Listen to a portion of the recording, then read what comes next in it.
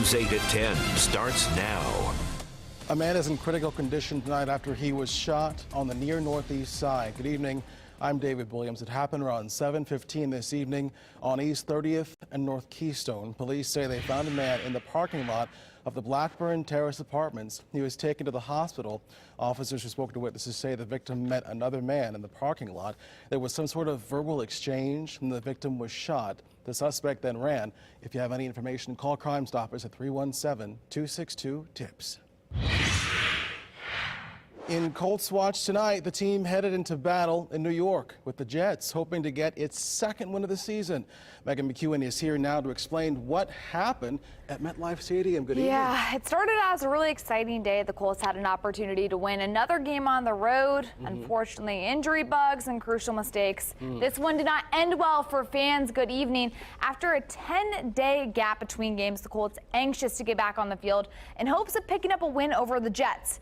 T.Y. Hilton, Jack Doyle, Clayton Gathers, all out with injuries. The Horseshoe had to go into battle with a younger core group and a quarterback who leads the league in pass attempts. Andrew Luck and company looking to snap a 3-game losing streak, but a rough start. On the game's second play, Luck's pass goes off the hands of Marlon Mack and is intercepted off the deflection by Morris Claiborne, who returns it for a touchdown. 7-0 Jets on the board early. Third quarter, New York up 17, but Luck hits Eric Ebron, an 18-yard touchdown, and the Colts showing some signs of life, fighting back, but turnovers doomed the Horseshoe in this one. In the fourth, Luck intercepted by Darren Lee. The Colts turn it over 4 times in this game. The Jets get the 42-34 win in this one. The Colts drop to 1-5 on the season. Sports director Anthony Calhoun has more from MetLife Stadium. The Colts turned the ball over 4 times. Yes, 4 times today against the New York Jets here at MetLife Stadium. And when you turn the ball over that many times, it's hard to beat anybody in the NFL. And now the team finds itself 1-5 on the year, and a head coach that knows the flight back to Indy is going to be tough. They're all tough to swallow. They all hurt. Certainly, as the head coach, it hurts the most because you ultimately have the ultimate responsibility for what goes on out there. So that starts with my responsibilities, and we just have to play better as a team, and we all got to do a better job, starting with myself. So the Jets send the Colts back to Indianapolis with their 4th straight loss of the season. Really, the only good news for the Colts is that they're back home next week when they play host to Buffalo. Coming up later in sports, we've got much more post-game reaction on this frustrating loss to the Jets here at MetLife Stadium. Anthony Calhoun, Wish TV, News 8. Thank you, AC. Yeah, so we'll have Ken Dilger joining me in studio to break down exactly what happened. He says the season, not a lost cause just yet. So more from Ken Dilger and Anthony Calhoun coming up in Sports Soccer. You know, it is frustrating, but at least when they come home back to Indy, they'll have a warm welcome, right? Hopefully, if the fans stay loyal, hopefully that welcome will be warm. I hope so. Thank you, Megan. You're welcome. Appreciate it. Well, our sunshine this weekend could not last forever. Storm Track 8 meteorologist Brad Moussard is here with us now. A soggy start to the week. I don't know how warm it's going to be in terms of a warm welcome temperature-wise outside. It might be a little chilly out there if they get back early tomorrow morning. Temperatures outside today only topped out at 55 degrees. 63 in Kokomo, 62 back in Tippecanoe County. Those were the warm spots. A few peaks of sunshine.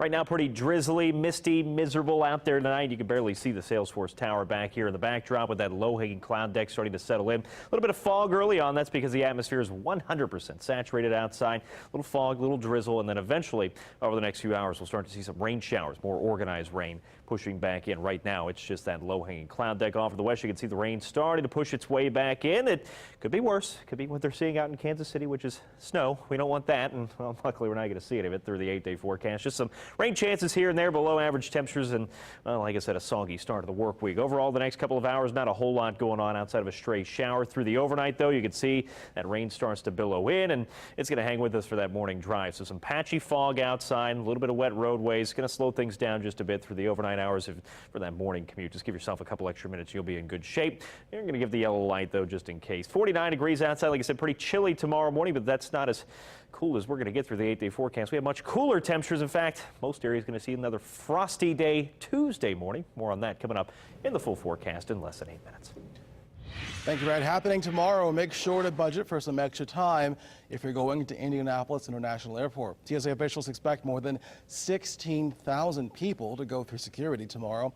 There are a lot of people leaving for fall break. They urge you to get to the airport at least 2 hours before your flight to give yourself plenty of time. Indianapolis 10-Point helping to kickstart the Cleveland 10-Point Coalition this weekend. It launched on Friday. 10-Point leader Reverend Charles Harrison says the next stop is Fort Wayne. The patrol group will start there later this month. Next year, he's looking at Columbus, Baltimore, Nashville, Kokomo, and more. Coming up now, at least 18 are dead, but many more are missing. A look at how an Indiana team is helping to make sure everyone is accounted for after Hurricane Michael. Stay with us.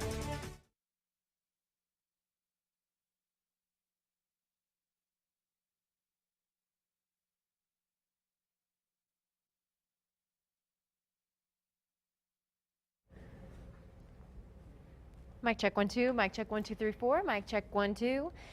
David Robecker. I don't know what he's doing.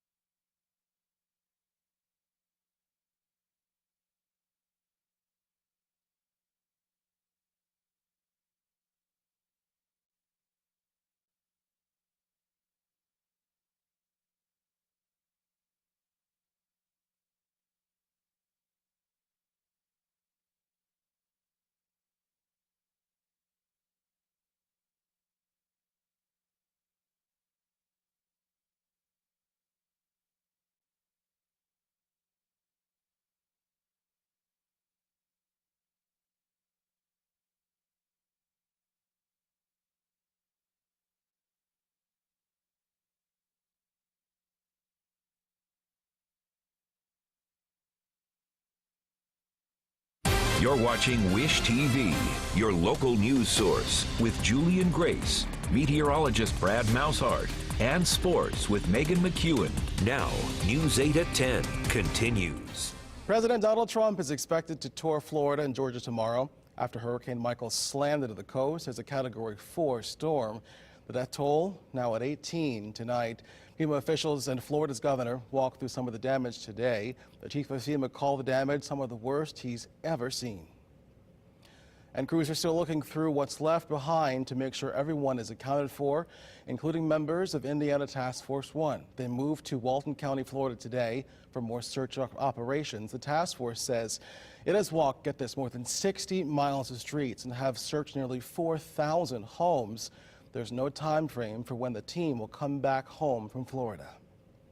A restaurant owner from the Indianapolis area is also in the Panhandle to do what he can to help out in the aftermath of the storm. News 8's Jenny Dressler is here to explain what he's doing. Jenny. Well, David Robecker, he's originally from Callaway, Florida. That's just a few miles from Panama City Beach. Well, he owns Rusted Silo and Southern Barbecue and Brewhouse in Liston. That's just west of Brownsburg. And when he heard about the storm, he knew he had to take his talents back home to help. Now, Ecker spoke to our sister station, WMBB, today. Before the storm made landfall, Ecker reached out to his suppliers and vendors to gather some donations. He packed a trailer full of about 200 cases of water, food, and other supplies and headed south. Once he got back to his hometown, Ecker set up shop at a local church, serving up thousands of hot dogs and other hot meals to thousands of people in need after the storm. Ecker said it's heartbreaking to see what Hurricane Michael did to his hometown. It's devastating. I mean, it breaks your heart. The entire landscape has changed. I drove to my best friend's house yesterday, and I drove right past it because I didn't even recognize the neighborhood. I've been there hundreds of times, and I couldn't even recognize it. So that's how everything has changed, and it's sad to see it. Ecker says he has no plans of stopping anytime soon and will keep it as long as he can going serving that food. But right now he says it looks like his current supply may actually not make it past tomorrow. Ecker is currently taking donations in order to keep serving food. To find out how you can help, just head to our website at wishtv.com. Jenny Dreisler, Wish TV News 8. Thank you, Jenny. You can also help the Red Cross as they start hurricane relief efforts along the coast. We have ways you can donate, and also on our website right now, wishtv.com. Rain showers are going to be pushing in over the next several hours. They're going to stick around for that morning drive. Temperature-wise, upper 40s. That's mild compared to what we're going to see outside for Tuesday morning. So know just how cool it's set to get coming up.